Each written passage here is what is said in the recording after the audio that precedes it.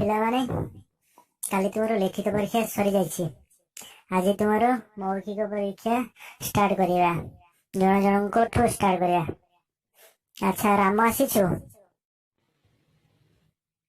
ହଁ ସାର୍। କଣ? G sir ଆଜ୍ଞା ଆଜ୍ଞା ଆଜ୍ଞା କୁହନ୍ତୁ ଆପଣ ଦେବେ। ଆଚ୍ଛା ଗୋଟିଏ କ୍ୱେଶ୍ଚନ ପଚାରିବା ନା ଦୁଇଟି କ୍ୱେଶ୍ଚନ ପଚାରିବା? ମଲ୍ଟିପଲ? ନାଇଁ ସାର୍ ଗୋଟିଏ ପଚାରନ୍ତୁ। ଦୁଇଟି ନୁହେଁ ସାର୍ ଗୋଟିଏ ପଚାରନ୍ତୁ। ଆଚ୍ଛା ତାହେଲେ କହିଲୁ ସୀତାଙ୍କ ସ୍ୱୟଂବରରେ କିଏ ଧନୁ ଭାଙ୍ଗିଥିଲେ? କଣ ହେଇଥିଲା ସାର୍? କଣ କହିଲେ ଶୁଭାଗଲାନି? କହିଲୁ ସୀତାଙ୍କ ସ୍ୱୟଂବରରେ କିଏ ଧନୁ ଭାଙ୍ଗିଥିଲେ? ସାର୍ ସେଇଟା ମୁଁ ଜାଣିନି, ମୁଁ ଆସିନଥିଲି ସାର୍ ସେଦିନ। ଆଚ୍ଛା କହିଲୁ ଗଛରୁ ମଞ୍ଜି ହୁଏ ନା ମଞ୍ଜିରୁ ଗଛ ହୁଏ?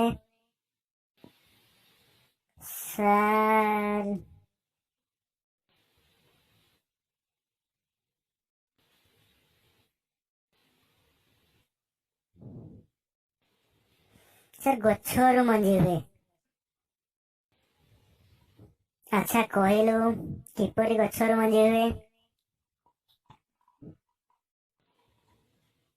ସାର୍ ଆପଣ ତ କହିଲେ ଗୋଟେ କ୍ୱେଶ୍ଚନ ପଚାରିବେ, ଆଉ କେମିତି ହୁଏ? ଗୋଟେ ତ କ୍ୱେଶ୍ଚନ ପଚାରିଲେ ମୁଁ ଆନ୍ସର ଦେଲି, ଆଉ ସାର୍ କ୍ୱେଶ୍ଚନ ଆନ୍ସର ଦେଇହେବନି।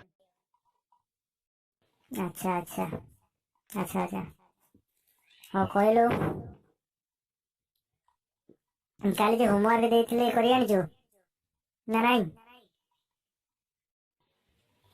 ନାଇଁ ସାର୍ ହୋମୱାର୍କ କରି ନାହିଁ। କଣ ପାଇଁ କରିନୁ? ସାର୍ କରିପାରିଲେନି?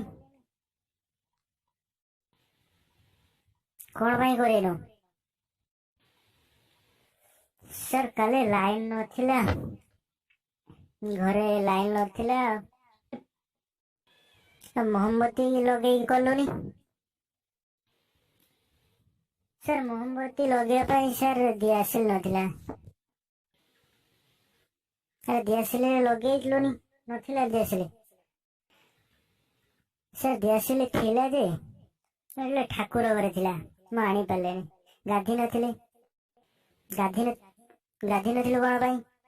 ତୁ ଗାଧେଇଲୁନି? ସାର୍ ଲାଇନ ନଥିଲା, ମୁଁ ଠାକୁର ଘରକୁ ଯାଇପାରିଲିନି, ଆଣିପାରିଲିନି, ସେଥିପାଇଁ ପଢି ବି ପାରିଲିନି କି ହୋମୱାର୍କ କରିପାରିଲିନି।